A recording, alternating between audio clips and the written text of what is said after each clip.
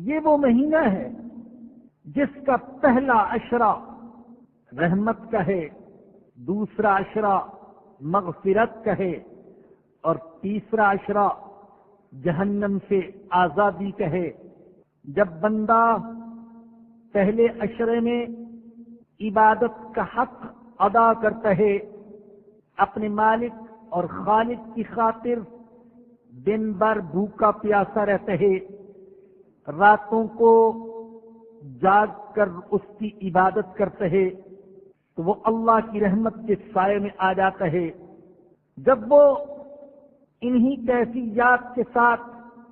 اور جذبات و عبادات کے ساتھ دوسرے عشرے میں قدم رکھتا ہے تو اس کے گناہوں کی مغفرت اور بخشش کر دی جاتی ہے، اور جب وہ اسی انداز میں رمضان کے تیسرے عشرے میں قدم رکھتا ہے تو اسے جہنم سے آزاد کر دیا جاتا ہے۔ اور جہنم سے آزادی ایک مومن کی سب سے بڑی تمنا اور آرزو ہے، اور ایک سچے مسلمان کی نظر میں دوزخ سے آزادی کا پروانہ مل جانا یہ کائنات کی سب سے بڑی کامیابی ہے۔ اللہ خود فرماتے ہیں فَمَنْ زُحْزِحَ عَنِ النَّارِ وَأُدْخِلَ الْجَنَّةَ فَقَدْ فَازَ، جسے دوزخ سے بچا لیا گیا اور جنت میں داخل کر دیا گیا تو وہ کامیاب ہو گیا۔ قیامت کے دن جس کا اعمال نامہ دائیں ہاتھ میں دے کر اسے اللہ کے عذاب سے محفوظ رہنے کی بشارت سنا دی گئی، اسے حق ہے کہ وہ پوری قوت کے ساتھ میدان حشر میں یہ نعرہ لگائے فزت ورب الکعبہ، رب کعبہ کی قسم میں تو کامیاب ہو گیا۔ وہ اپنا اعمال نامہ لوگوں کو دکھاتا پھرے گا، خوشی اور مسرت اس کے چہرے سے پھوٹ رہی ہوگی۔ فَأَمَّا مَنْ أُوتِيَ كِتَابَهُ بِيَمِينِهِ فَيَقُولُ هَاؤُمُ اقْرَءُوا كِتَابِيَهْ إِنِّي ظَنَنْتُ أَنِّي مُلَاقٍ حِسَابِيَهْ فِي عِيشَةٍ رَاضِيَةٍ أَنِّي مُلَاقٍ حِسَابِيَهْ فَهُوَ فِي عِيشَةٍ رَاضِيَةٍ فِي جَنَّةٍ عَالِيَةٍ قطوفها دانیہ۔ خوشی سے کہے گا لوگوں آؤ میرا اعمال نامہ پڑھو، مجھے یقین تھا کہ میری اپنے مالک سے ملاقات ہوگی، میرا اعمال نامہ مجھے دیا جائے گا۔ چنانچہ اللہ اسے کہیں گے کہ اب یہاں آخرت میں نے تجھے من چاہی زندگی عطا کر دی ہے، یہاں ویسے زندگی گزارو جیسے تم چاہتے ہو، اس لیے کہ تم نے دنیا میں ویسی زندگی گزاری جیسی میں چاہتا تھا۔ جب میں نے چاہا نیند کو قربان کر دو، تم نے نیند قربان کر دی، جب میں نے چاہا کھانے پینے کی خواہشات قربان کر دو، تم نے ان کی قربانی دے دی، جب میں نے چاہا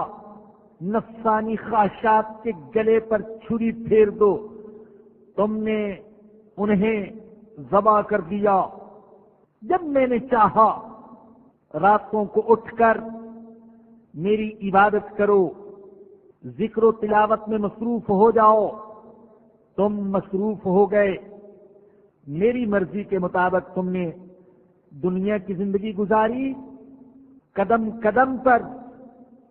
میری رضا کو تم نے ملحوظ رکھا،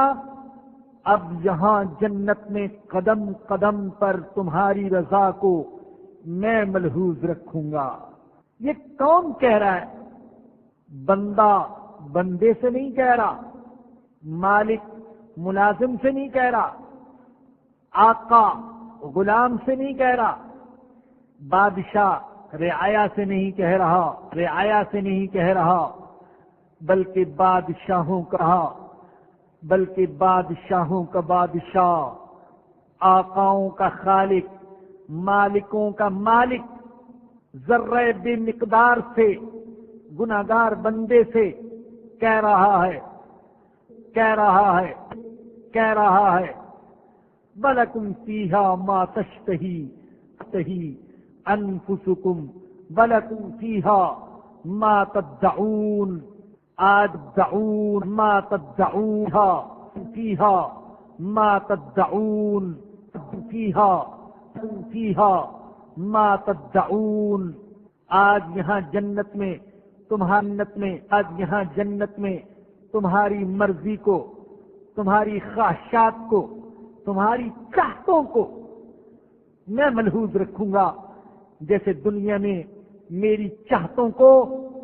تم ملحوظ رکھتے تھے۔ یہ وہ مہینہ جس میں لاکھوں انسانوں کو دوزخ سے آزادی دی جاتی ہے، اسی لیے سرور دو عالم صلی اللہ علیہ وسلم نے فرمایا اس مہینے میں اللہ سے دعا مانگا کرو، اللہم اعتق رقابنا من النار ورقاب آبائنا وامہاتنا وازواجنا واولادنا، اے اللہ آزاد کر دے ہماری گردنوں کو دوزخ سے، ہمارے آبا کی گردنوں کو، ہماری ماؤں کی گردنوں کو، ہماری بیویوں کی گردنوں کو، ہماری اولاد کی گردنوں کو، ہمارے رشتہ داروں کی گردنوں کو، سارے مسلمان مردوں اور مسلمان عورتوں کی گردنوں کو، مومنوں کی گردنوں کو، مؤمنات کی گردنوں کو، اے اللہ ان سب کی گردنوں کو جہنم سے آزاد فرما دے۔ طویل دعا یاد نہ ہو تو مختصر دعا یاد کر لیجئے، اللہم انا نسألک الجنت ونعوذ بک من النار، اے اللہ ہم تجھ سے جنت کا سوال کرتے ہیں اور دوزخ کے عذاب سے تیری پناہ مانگتے ہیں۔ خواتین و حضرات، کوشش یہ کی جائے کہ جن لاکھوں انسانوں کو اس مہینے میں دوزخ سے آزادی کی سند دی جاتی ہے، ان لاکھوں انسانوں کی فہرست میں